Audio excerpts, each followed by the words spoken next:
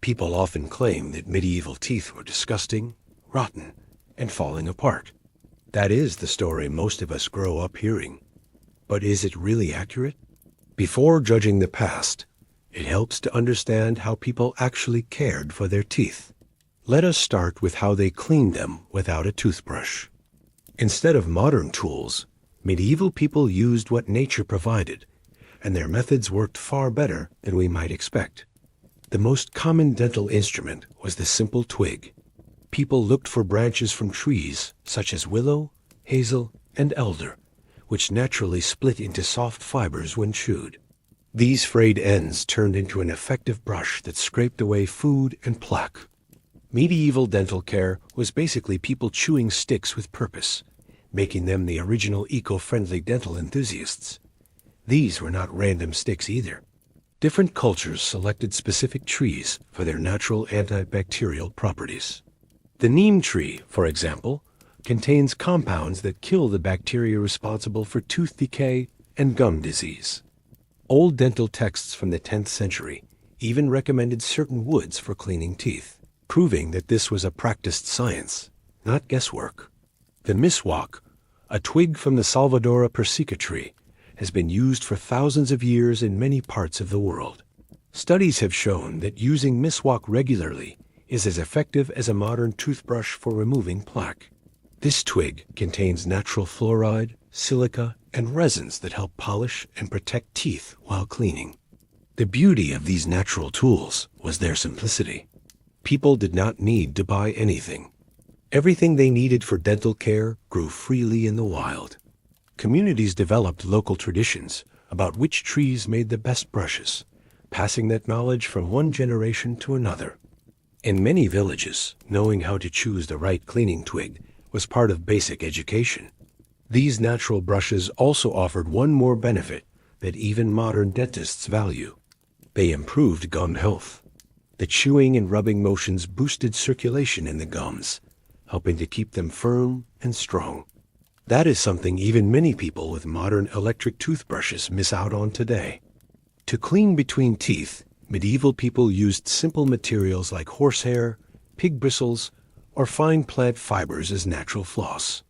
Some even used bird feathers, splitting the quill to reach between tight spaces. Their entire dental kit could vanish back into the earth within weeks, while our plastic brushes will outlive us by centuries. For fresher breath, they chewed aromatic herbs such as mint, sage, and thyme. These plants did not just hide odors, but actually killed the bacteria that caused bad breath in the first place. Of course, results depended on personal effort. Just like today, some people were more careful about their dental hygiene than others. Those who regularly chewed the right twigs and used herbal rinses often kept their teeth in far better condition than people imagine today.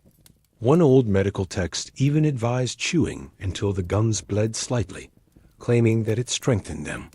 Apparently, no pain, no gain was a motto long before the gym existed. So even without modern toothpaste or brushes, many people kept their teeth in decent shape by focusing on cleaning, gum care, and fresh breath with natural tools. But brushing was not the whole story. Polishing mattered too. After cleaning, people often used homemade mixtures to shine their teeth. Lacking modern toothpaste tubes, they created simple blends using what they had nearby. Some of these recipes might seem odd to us, but many worked quite effectively. Salt was among the most common ingredients. This everyday mineral provided gentle abrasion, helping scrape away plaque and stains. Mixed with a little water, it made a paste that could clean teeth surprisingly well. Records from the Middle Ages show that healers often recommended salt for oral hygiene because of its rough texture.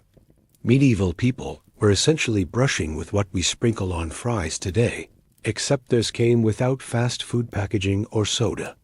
It might sound primitive, but their natural methods kept countless mouths far cleaner than the myths suggest. After making a few small changes, I honestly feel 10 years younger. My wife mostly uses her ring to monitor her menstrual cycle, and she is completely fascinated by her sleep quality score. I also noticed that there is a limited offer right now with a 69% discount, though I am not sure how long it will last. At the moment, it costs only $60, which is an incredible deal. This version offers the best value for money, since most other health rings sell for around $350 while offering fewer features. The makers kept the price low by selling directly to customers instead of going through big retailers like Amazon or Walmart, who usually raise prices and take a large cut. By avoiding those middlemen, customers end up paying much less. If you are watching this on TV, you can check it out yourself by pausing the video and scanning the QR code with your phone, or by clicking the first link in the video description. Another interesting ingredient used in medieval dental care was powdered charcoal. Made from burned wood, charcoal naturally absorbs impurities and toxins from the mouth. It also worked as a natural whitener by drawing stains and discoloration off the surface of teeth. Texts from the 12th century even mention charcoal as a whitening remedy. Modern studies support this idea too. Activated charcoal is still found in some natural toothpaste brands today for the same purpose. Long before modern influencers promoted expensive charcoal tooth products online, medieval villagers were already using the same technique centuries ago. They were the original trendsetters without realizing it. Herbs also played an important role in medieval oral hygiene. Mint was the top choice, valued for its clean taste and fresh scent. Medieval healers often recommended thyme, sage, and rosemary, not only for their pleasant flavors, but also for their antibacterial properties that helped control harmful microbes in the mouth. One mixture from a 15th century manuscript combined dried mint, salt, and sage ground together with water to make a cleansing paste. Honey might sound like a strange addition to a tooth powder, considering its sweetness, but medieval healers occasionally added it too. Unlike refined sugar, natural honey contains hydrogen peroxide and has mild antibacterial properties. When mixed into a cleaning paste, it helped kill bacteria while making the mixture taste pleasant. The rough texture of the ingredients removed buildup without damaging enamel. To make the mixture more abrasive, they sometimes added crushed eggshells, cuttlefish bone, or fine sand. These ingredients worked well because they were gritty enough to scrub away residue, but still soft enough not to scratch the teeth. Medieval people might not have understood what plaque was, but they clearly recognized that rough cleaners made teeth feel smooth. Their approach to dental care followed a simple rule: if it hurt, it must be doing something right. Some homemade recipes were remarkably creative. A formula from the Arab world included burnt bread, honey, dried rose petals, and salt. Another recipe mixed crushed oyster shells with mint and wine. That meant you could enjoy a drink while brushing, a fine example of medieval multitasking. These natural pastes kept teeth fairly clean, but they lacked one important modern ingredient: fluoride. Without fluoride to prevent cavities, medieval people had to rely entirely on their diet and cleaning habits to maintain oral health. Their diet, rich in coarse foods and low in processed sugars, helped protect their teeth naturally, but other factors were involved as well. One surprising fact is that wisdom tooth removal was rarely performed in the Middle Ages. Today, getting those molars pulled is practically a teenage milestone, but most medieval people never faced that problem. The reason lies in how their jaws developed. Medieval jaws were typically larger and stronger than ours. This difference had nothing to do with genetics. It was all about their diet and the physical effort of eating. From childhood, people chewed dense, fibrous foods every day, giving their jaw muscles constant exercise and helping their faces grow broader and more robust. When you regularly chew hard and fibrous foods, your jaw naturally adapts by becoming broader and stronger. It works much like how your muscles grow when you lift weights. Constant effort and resistance lead to physical development. For people living in medieval times, every meal acted like a workout for the jaw. By the time they reached adolescence, their jawbones had widened enough to easily fit the third molars we know as wisdom teeth. Studies of medieval skulls show jaw structures large enough to hold all 32 teeth, including wisdom teeth, without overcrowding or misalignment. In comparison, modern research shows that around 85% of today's young adults do not have enough space for their wisdom teeth to grow in properly. Medieval peasants never had to endure the modern ordeal of calling the dentist while drooling into a napkin and mumbling through cotton packing. The timing of when wisdom teeth appear has stayed the same. They still tend to erupt between the ages of 17 and 25. What has changed dramatically is how our jaws form and grow. Our softer modern diet simply does not challenge the jaw the same way the tough medieval diet did. Consider the kinds of foods people ate in the Middle Ages. They regularly chewed whole grains that were only roughly ground, dense cuts of meat, raw vegetables, nuts, and hard fruits. Even the bread was rough, often containing tiny bits of stone left from the grinding process, which made every bite a true effort. An ordinary meal might require thousands more chews than the meals we eat today. Medieval dinner tables must have sounded like a gathering of professional gum chewers. From childhood onward, all that chewing acted as a natural form of exercise for the jawbones. This process is known as mechanical stress adaptation, where bones strengthen and grow in response to repeated physical stress. For medieval children, the daily task of eating was enough to shape proper jaw development. By comparison, our modern processed foods are much softer and easier to eat, which means our jaws do not get the same level of exercise. As a result, most people today develop smaller jaws, often too narrow to allow the wisdom teeth to come in normally.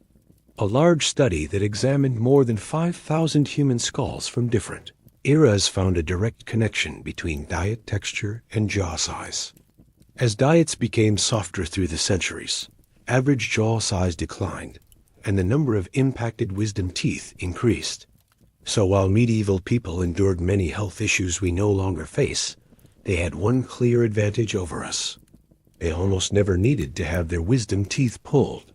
Their naturally tough and fibrous diet solved a problem that modern dentistry now treats with surgery on millions of patients each year.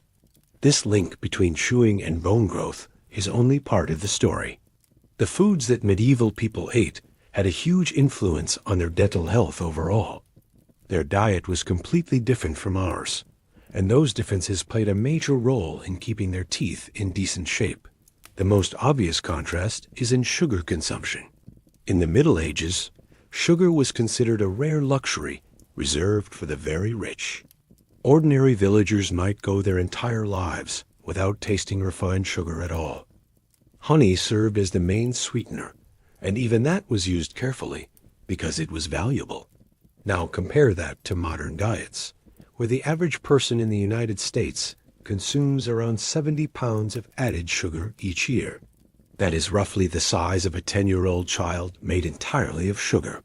If you told a medieval farmer that future generations would consume that much sugar every year, they would probably assume you were describing kings or nobles feasting in a royal hall, not average people scrolling through their phones while eating candy. Without frequent sugar intake, medieval people avoided much of the acid damage that modern teeth suffer from. The bacteria that cause cavities thrive on sugar, releasing acids that erode enamel and create decay. Medieval mouths simply did not provide the sweet environment those bacteria needed to thrive. The pattern of medieval eating also helped preserve dental health. Rather than snacking all day, as many people do now, medieval households usually had 1 or 2 main meals each day, giving their teeth time to recover between eating sessions.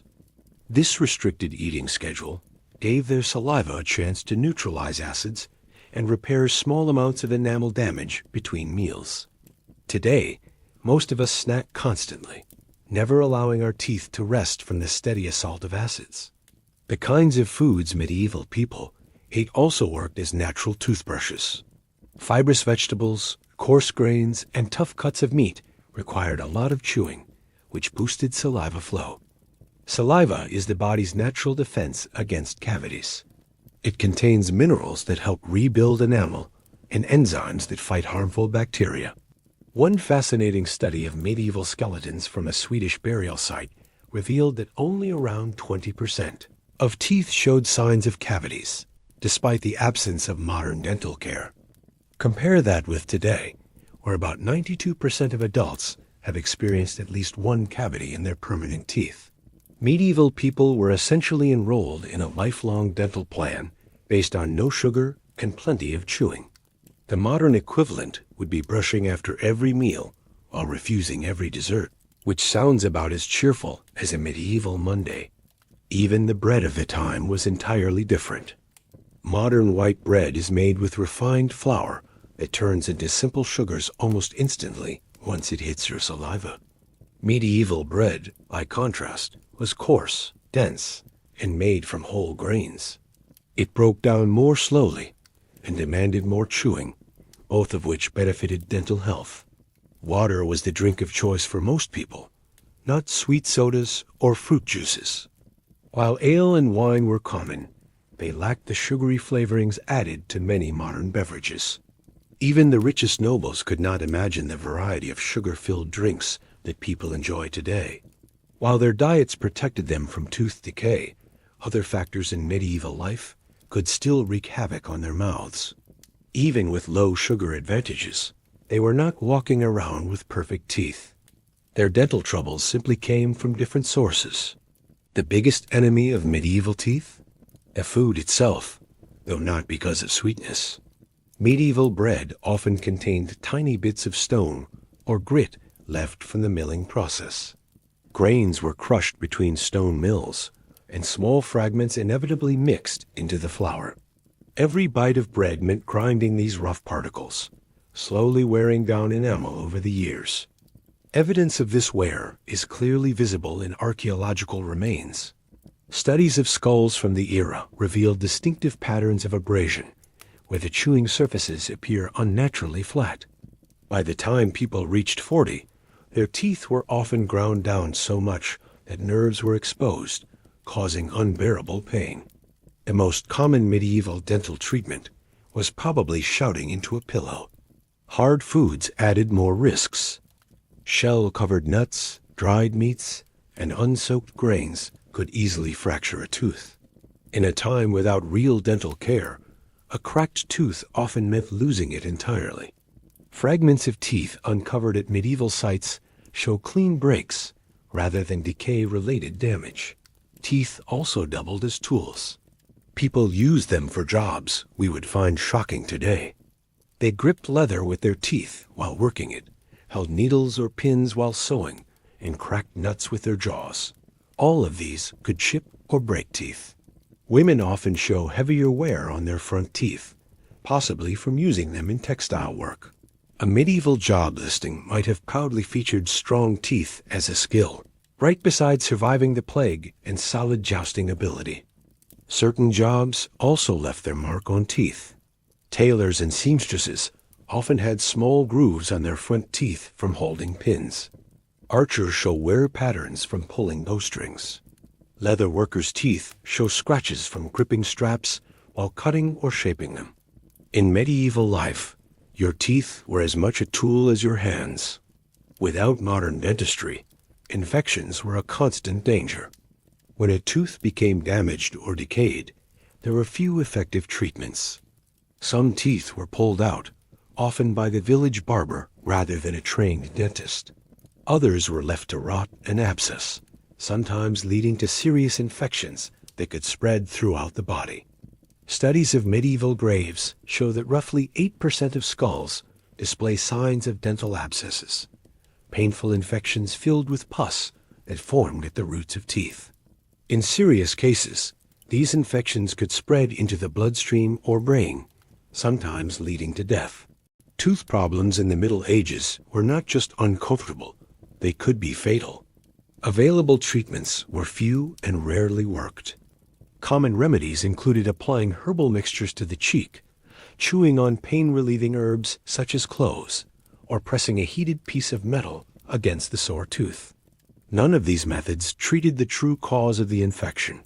Some healers took even more drastic steps, like cutting veins near the painful tooth to draw out bad blood, or drilling small holes in the tooth to release bad humors.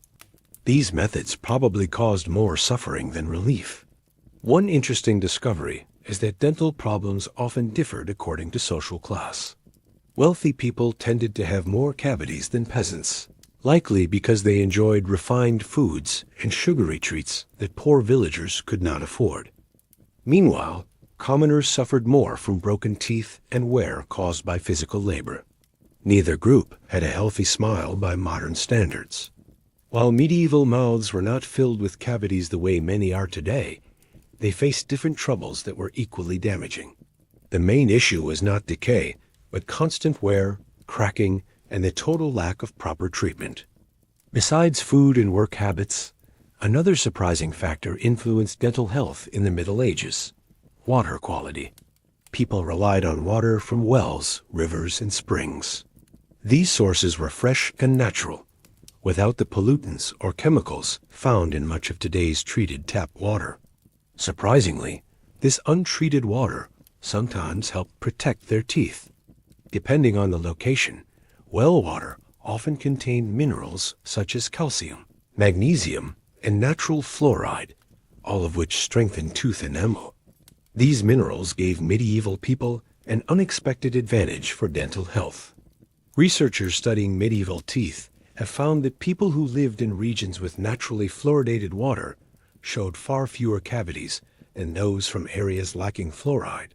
This natural protection worked quietly, helping to balance the effects of a harsh diet and limited care.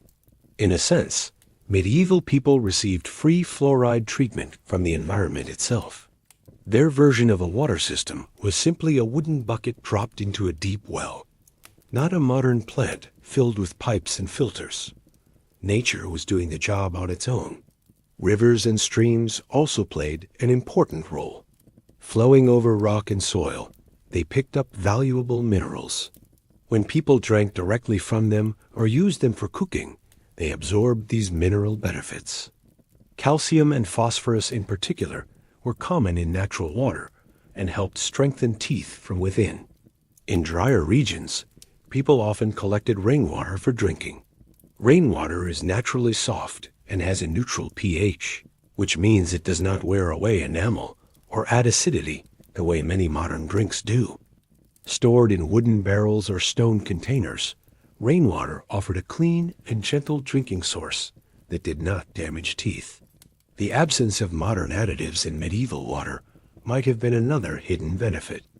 Modern tap water contains chlorine and other disinfecting agents that make it safe to drink, but can also disrupt the natural balance of bacteria in the mouth and possibly influence dental health. Medieval water had none of these chemicals, for better or worse. Of course, not every water source in the Middle Ages was pure. In towns and cities, water quality often declined as populations grew and sanitation failed to keep up. Rivers running through crowded settlements frequently became polluted with human and animal waste, turning them unsafe for daily use. When that happened, people turned to other options. Ale and wine became the go-to beverages, and interestingly, they were often less damaging to teeth than the sugary drinks that fill modern store shelves. When city water turned murky, medieval people did not call anyone to fix it. They simply poured themselves ale instead. Their version of water testing was as simple as asking, "Does this smell foul or not?" Temperature also played a role in protecting their teeth. Medieval drinkers usually consumed water and ale at natural room temperature rather than ice cold. Extremely cold drinks can cause microscopic cracks in tooth enamel and lead to sensitivity, problems medieval people mostly avoided by sticking to lukewarm or naturally cool beverages. In some areas, mineral springs provided additional health benefits. These waters contained trace minerals with antibacterial qualities that helped reduce harmful microbes in the mouth, acting like a natural mouth rinse. Hot springs, well known for their healing powers, were especially prized for their high mineral content. Many wells in medieval times also contained hard water, which brought its own benefits. The calcium and magnesium present in hard water left behind a thin protective layer on the surface of teeth that helped guard against acid wear. Although hard water made washing clothes and dishes more difficult, it was quietly protecting teeth from damage. Even so, water quality across medieval Europe was far from uniform. The mineral content and cleanliness of local water supplies could shift dramatically depending on geography and the time of year. Those fortunate enough to drink from clear, mineral-rich springs likely had healthier teeth than those relying on dirty or stagnant sources in crowded towns. How medieval people collected and used water, whether for drinking or cleaning, played a bigger part in oral health than most realize. Though they lacked dentists, fluoride toothpaste, or mouthwash, their natural environment offered a kind of built-in dental protection. The condition of medieval teeth tells a story full of unexpected twists. From their natural water supplies to their simple eating habits, many factors work together to support oral health. It reminds us that progress does not always mean improvement, and that medieval life, for all its hardships, had its own quiet advantages when it came to keeping teeth strong and healthy.